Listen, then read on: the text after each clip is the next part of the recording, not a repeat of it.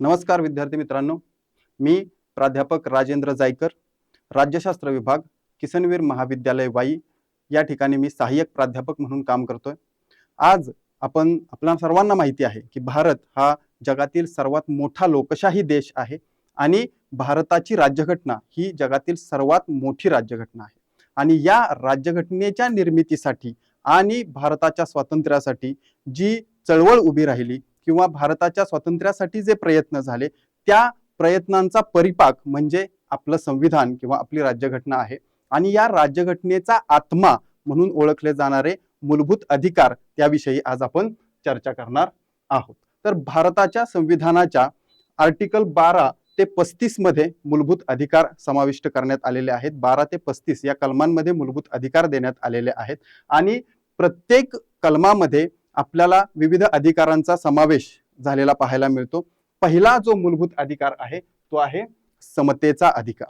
भारताच्या राज्यघटनेमध्ये समता या तत्वाला प्रचंड महत्त्व देण्यात आलेलं आहे। आपल्या राज्यघटनेच्या उद्देशपत्रिकेपासून समता या तत्वाला आपण सुरुवात केलेली आहे, म्हणजे प्रारंभ हा भारतीय राज्यघटनेचा समतेतून झालेला आहे। त्याचं कारण आहे की भारत हा जगातला सर्वात मोठी विविधता असणारा देश आहे। भारतामध्ये जगातले सर्व धर्म, जाती, पंथ, वंश, संप्रदाय अशा सगळ्या गोष्टी समाविष्ट आहेत आणि या सर्वातून आपल्याला एकात्मता साधायची असेल तर प्रत्येकाला समान संधी, समान अधिकार देणं गरजेचं आहे आणि म्हणून समता हे तत्व आपण आपल्या राज्यघटनेमध्ये पहिल्यांदा स्वीकारलेलं आहे।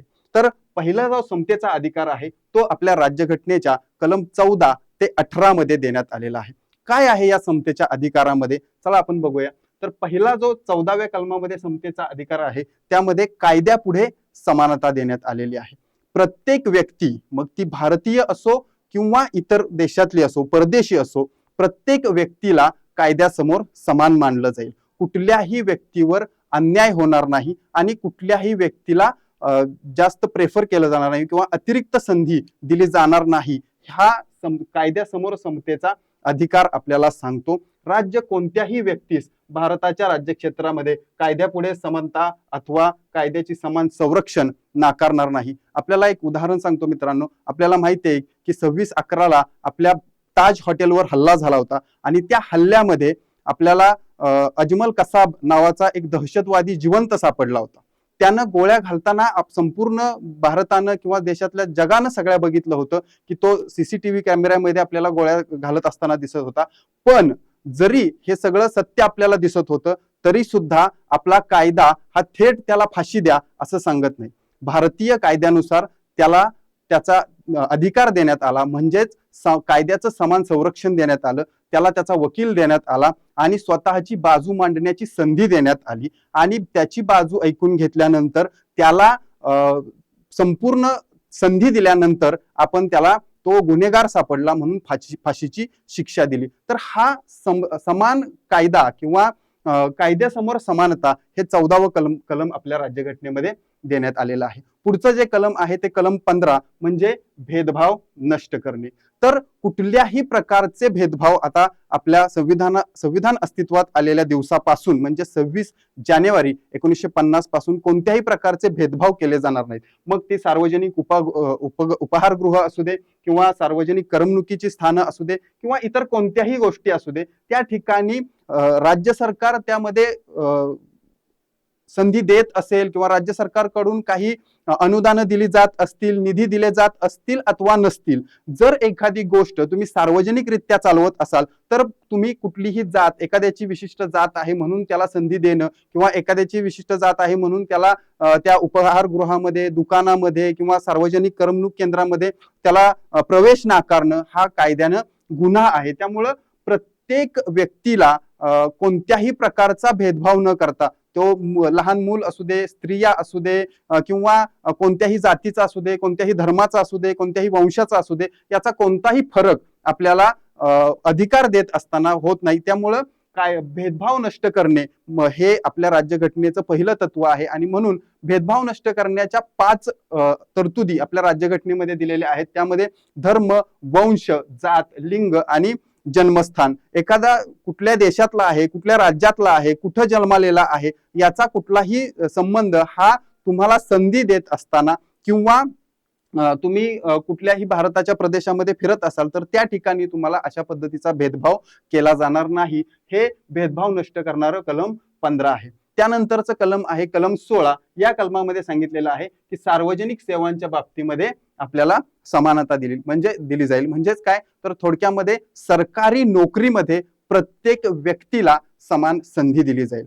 सरकारी नोकरी देत असताना तुमची जात बघितली जाणार नाही, तुमचा धर्म बघितला जाणार नाही, तुमचा वंश बघितला जाणार नाही, तुमचं लिंग बघितलं जाणार नाही, तुम्ही स्त्री आहात की पुरुष आहात, अशा पद्धतीचे कोणतेही भेद हे तुम्हाला सरकारी नोकरीमध्ये संधी देत असताना केले जाणार नाहीत. परंतु मग तुम्ही म्हणाल की आपल्याला आरक्षण आणि मग त्यावेळी जात कशी बघितली जाते, तर यासाठी याच कलमामध्ये काही तरतुदी आहेत की जो मागास घटक आहे, जो समाजापासून तुटलेला घटक आहे, त्याला समाजाच्या सोबत आणण्यासाठी, त्याला समाजाच्या समान पातळीवर आणण्यासाठी काही तरतुदी करण्याचा अधिकार हा भारतीय संविधानानं राज्याला दिलेला आहे. राज्याला म्हणजे केंद्र सरकार किंवा राज्य सरकार, या सरकारांना असे काही अधिकार दिलेले आहेत आणि त्या माध्यमातून आपण आरक्षणाची तरतूद असलेली पाहतो. तर त्या व्यतिरिक्त शिक्षण असो, रोजगार असो किंवा सार्वजनिक सेवा असोत, या ठिकाणी कुठल्याही पद्धतीची संधी तुम्हाला सार्वजनिक सेवांमध्ये नाकारली जाणार नाही, असं 16वं कलम सांगतं. त्यानंतर पुढचं कलम आहे ते म्हणजे कलम 17. हे कलम अस्पृश्यता नष्ट करण्यासाठीचं कलम आहे. भारतामध्ये आपल्याला माहिती आहे की प्राचीन काळापासून हजारो वर्ष खूप मोठ्या प्रमाणात अस्पृश्यता पाळली जात होती. म्हणजे एका विशिष्ट समाजाला पूर्ण संधी, पूर्ण अधिकार हे नाकारले गेलेले होते. त्यांना कुठल्याही सार्वजनिक गोष्टीमध्ये सहभागी करून घेतलं जात नव्हतं, त्यांना धार्मिक गोष्टींमध्ये सहभागी करून घेतलं जात नव्हतं, तर अगदी त्यांना स्पर्श करणं हे सुद्धा अवॉइड केलं जात होतं किंवा ते सुद्धा मान्य केलं जात नव्हतं. अस्पृश्यता या शब्दाचा अर्थच असा आहे की स्पर्श करण्यासाठी ज्यांना स्पर्श करणं ही चुकीचं मानलं जात होतं. अशा पद्धतीची रूढी किंवा अशा पद्धतीच्या अनिष्ट प्रथा या आपल्या देशामध्ये खूप मोठ्या प्रमाणात होत्या आणि त्या हजारो वर्ष चालत आलेल्या होत्या. या सगळ्या रूढी, या सगळ्या प्रथा, परंपरा आपण अस्पृश्यता नष्ट करणाऱ्या कलम 17च्या माध्यमातून नष्ट केलेल्या आहेत आणि त्यात स्पष्ट सांगितलेलं आहे की अशी अस्पृश्यता जर कोणी पाळली आणि अस्पृश्यता पाळण्याचा जर कोणी प्रयत्न केला तर त्याला जास्तीत जास्त दंड केला जाईल. त्यानंतर आपण 1955 मध्ये तशा स्वरूपाचा कायदा करून अस्पृश्यता निवारणासाठी खूप मोठे प्रयत्न केले, कारण ही फार मोठी समस्या आहे आणि आजही काही ठिकाणी आपल्याला बघायला मिळतं की अस्पृश्यता पाळली जाते किंवा त्या माध्यमातून मागासवर्गातल्या काही घटकांवर अन्याय अत्याचार होतात. या अशा बातम्या आपण आजही ऐकत आहोत. त्यामुळं पारतंत्र्याच्या काळात किंवा त्याच्या आधीच्या काळात तर खूप मोठ्या प्रमाणावर ही अस्पृश्यता पाळली जायची. अस्पृश्य समाजाचं किंवा मागास समाजाचे त्यांची सावली देखील जमिनीवर पडू नये म्हणून त्यांच्या पाठीला खराटे बांधले जायचे. इतक्या वाईट पद्धतीनं त्यांना वागणूक दिली जात होती. ही सगळ्या गोष्टी या अस्पृश्यता निवारणाच्या माध्यमातून आपण काय केलेल्या आहेत, बंद केलेल्या आहेत आणि अशा पद्धतीचं वर्तन करणाऱ्या कुठल्याही व्यक्तीला कायद्यासमोर कठोरात कठोर शिक्षा केली जाईल अशा पद्धतीची तरतूद आपण केलेली आहे. त्यानंतर पुढचा जो अधिकार आहे तो कलम 18 मध्ये, समतेच्या अधिकारातलं कलम 18 आहे ते म्हणजे किताब नष्ट करणे.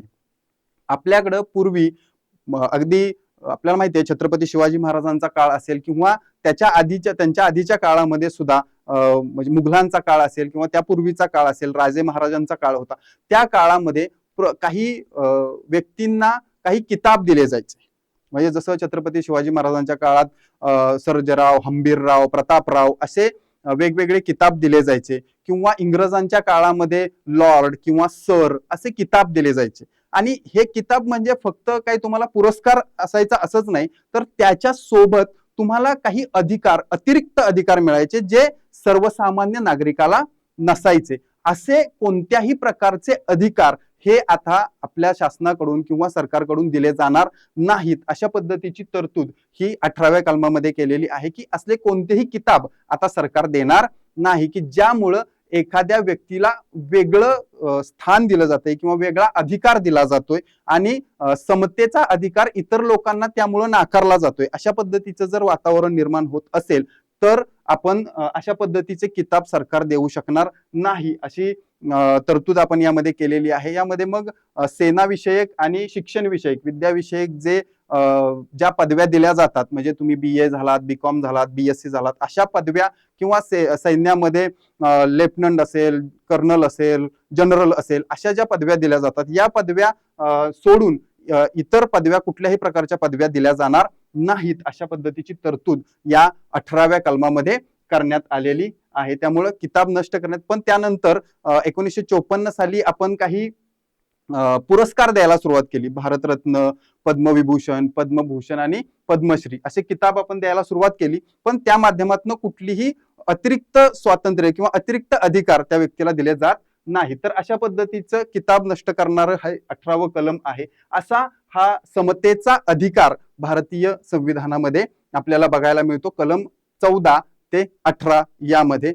यानंतर पुढच्या भागामध्ये आपण पुढचा अधिकार पाहूया. धन्यवाद.